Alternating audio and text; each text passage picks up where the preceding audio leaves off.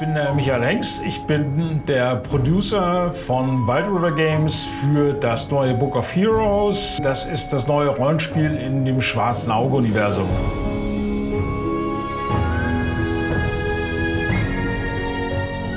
Wir sind jetzt gerade in Finnland beim Entwickler und schauen uns so ein bisschen an, wie weit sind die Kollegen schon.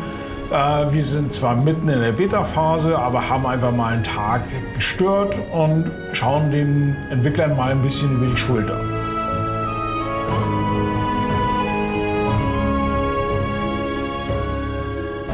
The game itself, it's a role-playing game, it's a multiplayer game, but also there is a solo mode. And it's a co-op. The co-op is up to 2 to 4 players, and you can select a group, so it can be your friends, or you can just go to the game and check that who is online and you can play with them.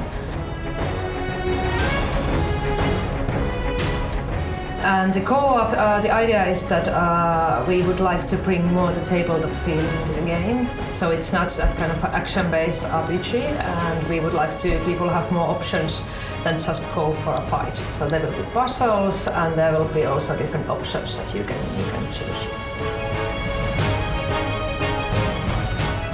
What the games are not really doing is that we are focusing also on player-to-player interactions.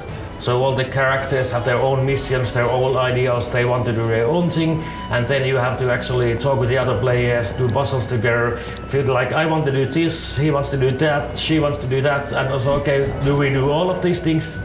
Or is it too dangerous, should we just pick one? And so on. We really want to have this tabletop role-playing game negotiation aspect to the game. Originally we were making the game that we called Project Scoundrel. That was basically we wanted to make a computer game that was as close to a role-playing game as possible.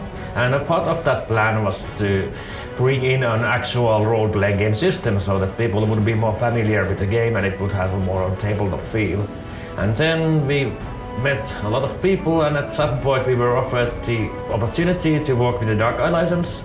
And I played some of the old computer games and really liked the license, and it was like, oh, do you want to make a Dark Eye game?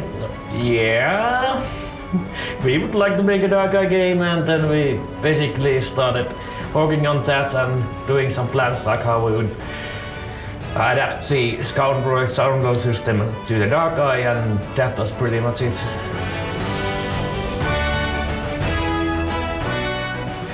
I think that one of the best, well, the best things probably the setting and the world. It's so great, it's so deep and detailed, and there's so many interesting things, and the depth of the history and all the peoples and the races and everything have been so well made that it's been a real pleasure to work with a setting like that.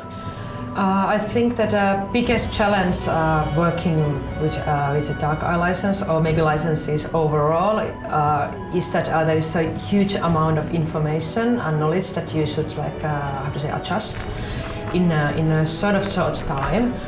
And when there are people who have known that IP for many years, of course, it's quite a challenge to try to absorb that all in some months. Of course, one challenge is also that you can bring that feeling of the IP. You have to somehow have to figure out that what kind of feeling there is for in that IP, and how you can bring that feeling to the game. I think that why we wanted to have a publisher, it's not only that it's not only money, but it's of course the networks and also that kind of a professionalism that they have already done that for a long time.